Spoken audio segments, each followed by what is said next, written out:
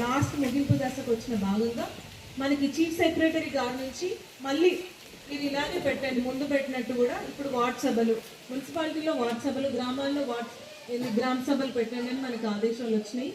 ఇప్పుడు ఇక్కడ మనం ఎందుకు ఈ ప్రోగ్రాం పెట్టుకుంటున్నామంటే, ఇప్పుడు వర్షాకాలం వస్తుంది, మాన్సూన్స్ అంటారు. సో ఈ వర్షాకాలం రాకముందుకే మనం ఏమన్నా మురికి కాలువలో ఉన్న చెత్తను తీయడం కానీ, ఇంకెక్కడన్నా స్ట్రీట్ లైట్స్ని ఏర్పాటు చేసుకోవడం కానీ, ఇంకా వ్యాధులు అనేక వర్షాకాలం స్టార్ట్ అవుతుందంటే ఎన్నో ఫీవర్స్, వైరల్ ఫీవర్స్ స్టార్ట్ అవుతాయి. వాటి గురించి జనాలు అవగాహన కల్పించడానికి ఇలా డిఫరెంట్ ప్రోగ్రామ్స్లో మనకి ఈ ప్రోగ్రామ్ పెట్టుకోవడం జరుగుతుంది. సో సిటిజన్స్ అందరికీ చెప్పేది ఏంటంటే, మీకేం కంప్లైంట్స్ ఉన్నా కూడా మీ దగ్గరికి ప్రభుత్వమే మీ దగ్గరకు వచ్చి ఉంటుంది. అంటే ఆఫీస్లో ఎక్కడో కూర్చోవడం కాకుండా ప్రజల్లోకి ప్రభుత్వం వెళ్ళాలనే ఉద్దేశంతో ఈ ప్రోగ్రామ్ అనేది జరిగింది. మీకేం కంప్లైంట్స్ ఉన్నా మీరు ఇక్కడ వచ్చి రిజిస్టర్ చేసుకోవచ్చు, దాని వెంటనే పరిష్కరిస్తాము. అండ్ ఇంకా ఇక్కడ మనకి ఏం ఆదేశాలంటే, మనకి తెలంగాణ రాష్ట్రంలో ఎస్ఐఆర్ జరుగుతుంది. ఎస్ఐఆర్ అంటే స్పెషల్ ఇంటెన్సివ్ రివిజన్. అంటే 2002లో ఉన్న ఓటర్ లిస్టులు ఇప్పుడు ఉన్నారా లేదా, అంటే వారు చనిపోయారా, లేదా పెళ్లి చేసుకొని వేరే దగ్గరికి వెళ్ళారా, వాళ్ళకి ఎవరైనా పిల్లలు పుట్టారా, ఇంకా ఇక్కడ ఉన్న ఓటర్స్ ఇంకెక్కడైనా ఉన్నారా, అలాంటివన్నీ సరిదిద్దుకోవడానికి ఇప్పుడు గవర్నమెంట్ మనకి ఈ ఎస్ఐఆర్ అనే ప్రోగ్రాం తెచ్చింది. సో ప్రతి ఒక్క ఓటర్కి మేము విజ్ఞప్తి చేసేది ఏంటంటే, మీరు మీ దగ్గరికి మా బిఎల్ఓస్ అందరు వస్తారు, వాళ్ళు వచ్చినప్పుడు మంచిగా స్పందించి మీ ఓటర్ని మ్యాప్ చేసుకోండి. అంటే ఇదేదో మీ ఓట్ని తీసేది కాదు, మీ ఓటు ఉందా లేదా, ఇప్పుడు లేకపోతే కొత్త ఎంట్రీ, ఎవరైనా చనిపోయారంటే అట్లా డిలీషన్, అలాంటివి చేసుకోవాలని కోరుకుంటున్నాము. అండ్ ముఖ్యంగా ఇంకోటి ఏంటంటే, హెచ్పివి వ్యాక్సిన్ గురించి డాక్టర్ గారు చాలా చక్కగా వివరించారు. హెచ్పివి అంటే హ్యూమన్ ప్యాపిలోమా వైరస్. ఈ వైరస్ అనేది ఓన్లీ మహిళలకే కాదు, మేల్స్ కూడా వస్తుంది అనేది బయటపడుతుంది. బ్రెస్ట్ మిల్క్లో కూడా మనకేంటి పొల్యూటెడ్ అయ్యింది, మైక్రో ప్లాస్టిక్స్ అంటారు. అంటే మనం తిన్నాం, ఇప్పుడు ఫర్ ఎగ్జాంపుల్ పాలు తెచ్చుకుంటాం, దాన్ని ఇట్లా కట్ చేస్తాం, అది పాలు పోస్తాం, అందులో ఎంతో కొంత ప్లాస్టిక్ అనేది బయటికి పోతుంది. ప్లాస్టిక్ వాటర్ ట్యాప్స్ ఉంటాయి, మనం ఆన్ చేస్తాం, అందులో ఉండే మైక్రో ప్లాస్టిక్ అంతా మనకు తెలియదు. ఎంత ప్లాస్టిక్ మనము ఆహారంలో తీసుకుంటాం అనేది మనకు తెలియదు. సో ఇది ఏది ట్రిగర్ చేసో తెలియదు, ఏ రోగానికి ఏది కారణమైందొచ్చో కూడా మనకి తెలీదు. సో వీటన్నిటి నుంచి ఫ్యూచర్లో వచ్చే రోగాల నుంచి, ఎస్పెషలీ గర్భాశయ క్యాన్సర్స్ అంటున్నారు కదా, వాటి నుంచి మనము బయటపడాలంటే ఈ ఏజ్లో, ఇప్పుడు ప్రజెంట్ 14 to 15 years బాలికలకు ఈ వ్యాక్సిన్ తీసుకోవడం అనేది, మీరు తల్లిదండ్రులుగా మీరు మీ పిల్లలు ఎవరైనా ఉంటే, మీ చుట్టుపక్కల వాళ్ళు ఎవరైనా మీ బంధువులలో ఉంటే వాళ్ళని కొంచెం ఎంకరేజ్ చేయండి.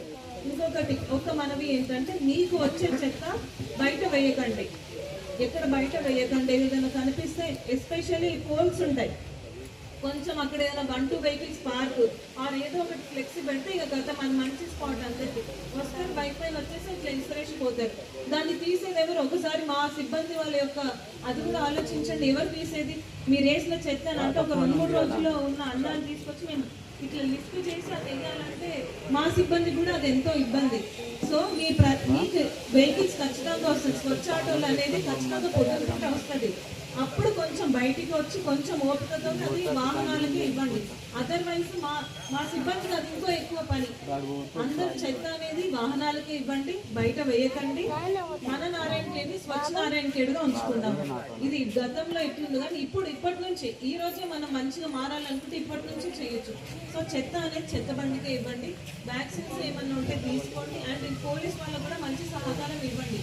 ఎంతో బాగా ఎక్స్ప్లెయిన్ చేశారు, ఏంటి హెల్మెట్స్ పెట్టుకోండి అన్నట్టు, మహిళలకు ఎలాంటి ప్రొటెక్షన్, మరి ఎలాంటి యాక్షన్, పుట్టినప్పటి నుంచి మనం చనిపోయేంత వరకు ప్రతి గురించి చెప్పదలుచుకున్నాము. ఒకటి ఉమెన్ సేఫ్టీ, అంటే స్త్రీల రక్షణ గురించి ఒక టాపిక్. అట్లనే అరైవల్ ప్రోగ్రామ్ రీసెంట్గా చేసుకున్నాము, అంటే సేఫ్టీ డ్రైవింగ్ గురించి. అట్లానే యాంటీ డ్రగ్స్ అవేర్నెస్ గురించి, అంటే మన దగ్గర గాంజాను నిర్మూలించడం కావచ్చు, ఇంకో వేరే డ్రగ్స్ ఉంటాయి, అవన్నీ ప్రస్తుతానికి నారాయణఖేడ్లో గాంజా అనేది ఎక్కువగా ఉంటుంది. సో మెయిన్గా ఈ ఉమెన్ సేఫ్టీలో భాగంగా ఏంటంటే, చిల్డ్రన్స్ మెయిన్గా ఆడపిల్లలు పుట్టిన దగ్గర నుంచి కష్టాలు ఎదుర్కొంటారు అనేది ఒకటి ఉంది.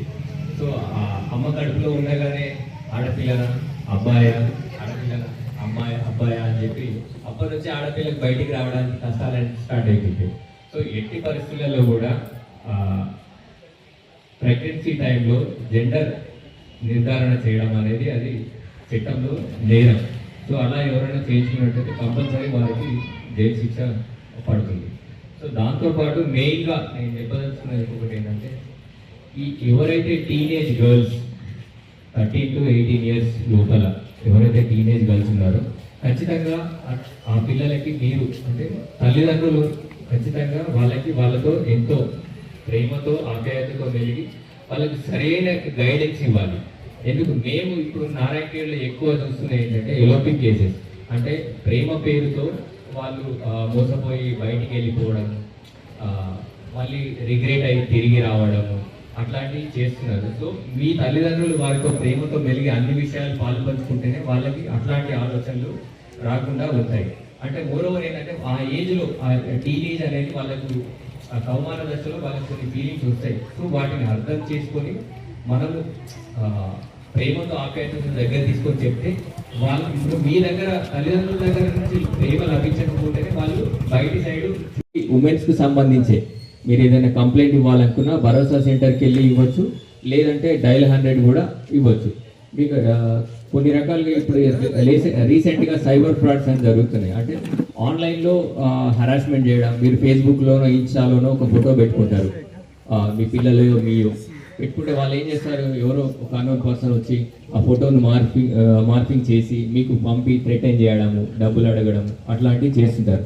సో దయచేసి మీరు సోషల్ మీడియాస్లో కానీ స్టేటస్లో కానీ ఎక్కువగా ఫొటోస్ షేర్ చేయకుండా మీకు కావాల్సిన ఏదైనా మంచికి సంబంధించినవి ఉంటే షేర్ చేయండి, కానీ తప్పించి మీ ఫొటోస్ కానీ లేదంటే పర్సనల్ థింగ్స్ కానీ షేర్ చేయకండి. ఇది మా నుంచి ఒక సూచన. ఎందుకంటే ఇట్లాంటి కేసెస్ మేము చాలా చూసాము.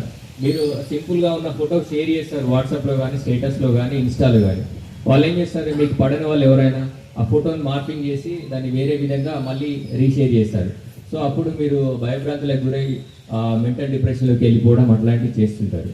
సో అట్లాంటి వాటిలలో కూడా కౌన్సిలింగ్ ఇవ్వడానికి ప్లస్ వాళ్ళని నిరోధించడానికి మా దగ్గర సపరేట్ ఉమెన్ వ్యవస్థ కూడా ఉంది. మీరు అట్లాంటి భయపడకుండా మా దగ్గరికి సేఫ్గా రావచ్చు, మీకు అన్ని విధాల ప్రొటెక్షన్ కల్పిస్తాం. ఓకే. మెయిన్గా ఈ ఇండియాలో పర్ డే రోడ్ యాక్సిడెంట్లు 500 మెంబర్స్ వరకు చనిపోతున్నారు ఇండియాలో పర్ డే. ఇయర్లీ అప్రాక్స్గా 2 లక్షల మంది చనిపోతున్నారు. ఒక రోజులో 500 మెంబర్స్ చనిపోతున్నారంటే మీరు దాని యొక్క తీవ్రత ఎంత ఉందనేది ఆలోచించండి. మొత్తం రోడ్ యాక్సిడెంట్లలో వరల్డ్ వైడ్గా ఇండియానే నెంబర్ 1. సో ఎప్పుడైనా అంటే మనం అనుకుంటాం మనం మంచిగానే వెళ్తున్నాము అనే ఫీలింగ్ ఒకటి ఉంటుంది, కాకపోతే అవతల నుంచి వచ్చేవాడు కరెక్ట్గా వస్తాడా రాడా అనేది కాన్సెప్ట్. సో మెయిన్గా ఏంటంటే మీరు ఈ యాక్సిడెంట్లను డెత్స్ నివారించాలంటే కంపల్సరీగా హెల్మెట్ అనేది ధరించాలి. ఇప్పుడు ఎంత స్పీడ్ వెళ్ళినా కానీ మీరు అనుకున్న టైం కంటే ఒక 5 minutes ముందు మాత్రమే రీచ్ అవుతారు. సో అదే సేఫ్ మోడ్లో మినిమం స్పీడ్లో పోయినట్టయితే మీ ప్రాణాలను మీరు కాపాడుకోవచ్చు. మీరు ఇంట్లో నుంచి బయలుదేరడానికంటే ముందు కార్ డ్రైవింగ్ అయినా బైక్ డ్రైవింగ్ అయినా కంపల్సరీ డ్రైవ్ చేసినప్పుడు మీ ఇంట్లో ఉన్న పిల్లల్ని ఫ్యామిలీని గుర్తుపెట్టుకొని డ్రైవ్ చేయండి. ఇప్పుడు ఒక విలేజ్లో ఒక గొడవ చిన్న దెబ్బ దాకానే 100 మందితో పంచాయతీ స్టార్ట్ చేస్తారు.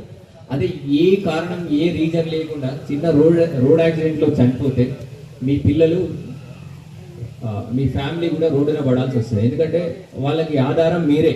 మ్యాక్సిమం 100కు 90 మంది మీరే ఆధారం, మిగతా 10 మంది వాళ్ళు కూడా వర్క్ చేస్తారు, వాళ్ళకి ఉంటుంది. సో కంపల్సరీ ఎప్పుడైనా బైక్ డ్రైవింగ్ చేసేటప్పుడు హెల్మెట్ ధరించాలి, తాగి డ్రైవ్ చేయకూడదు, సెల్ ఫోన్ డ్రైవ్ చేయకూడదు. సో ఇవన్నీ కూడా మీకు తెలుసు రూల్స్, కానీ పాటించడంలోనే ఉంది. అది రూల్స్ అందరికీ తెలుసు, కానీ పాటించడం అనేది ఇంపార్టెంట్. నేను నారాయణఖేడ్లో చూస్తుంటాను చాలామంది ఫోన్ ఇట్లా పెట్టుకొని ఇట్లానే డ్రైవింగ్ చేసుకుంటూ వెళ్ళిపోతాడు, వన్ సైడే వెళ్ళిపోతుంటాడు. ఎవడో వచ్చి బుద్ధి దెబ్బ తాకితే కానీ తెలియదు. చాలామందికి ఎన్నో చిన్న చిన్న యాక్సిడెంట్లు అయిన అనుభవాలు ఉన్నాయి. అమ్మ ఈసారి బతికే జాబా అనుకున్న సందర్భాలు కూడా ఉన్నాయి. సో మీరు మీ పిల్లలకు కూడా 18 years వచ్చే వరకు దయచేసి మీ పిల్లలకి ఎట్టి పరిస్థితుల్లో కూడా ఏమైనా చెప్తారా, మీరు మాట్లాడతారా ఈ పక్కన కానీ దాని యొక్క పర్యవసానం ఏంటంటే డే బై డే మీలో బ్రెయిన్ నుంచి మీ నరాల నుంచి అన్ని కూడా కుచించుకుపోతాయి. అది లేకుంటే మీరు బతకలేని పరిస్థితికి వస్తారు కొన్ని రోజులు. లోపల దానివల్ల ఇప్పుడు తాగితే దిశ ఉంటుంది, కానీ మీ లోపల ఆర్గాన్స్, మీ లోపల పార్ట్స్ ఏవైతే ఉన్నాయో అవన్నీ మెల్లిమెల్లిగా డ్యామేజ్ అవుతూ ఉంటాయి. మీ నర్వస్ సిస్టమ్ అనేది కంప్లీట్ డ్యామేజ్ అవుతుంది, మీ బ్రెయిన్కి సంబంధం లేకుండా పోతుంది. కొన్ని ఇయర్స్ తర్వాత రోడ్డు పైన ఆడుకునే స్థితికి వెళ్తారు. ఇది 100% ఇది గాంజా రెగ్యులర్గా తాగినట్లయితే. గాంజా అనేది చాలా డేంజరు, మీ నర్వస్ సిస్టమ్ను బాగా డ్యామేజ్ చేస్తుంది. అల్టిమేట్గా దానివల్ల మీరు ఒక 100 ఏళ్ళు బతకాల్సింది ఉంటే ఒక 30 ఏళ్ళకే మీ యొక్క జీవితం సమాప్తం అవుతుంది. సో అందుకే మీరు తాగని వాళ్ళే కాకుండా మీరు మీ చుట్టుపక్కల వాళ్ళకి కూడా కౌన్సిలింగ్ చేసి అట్లాంటిది ఏదైనా ఇన్ఫర్మేషన్ ఉంటే కూడా దయచేసి మా పోలీస్ స్టేషన్కు తెలియజేయగలని కోరుతున్నాను.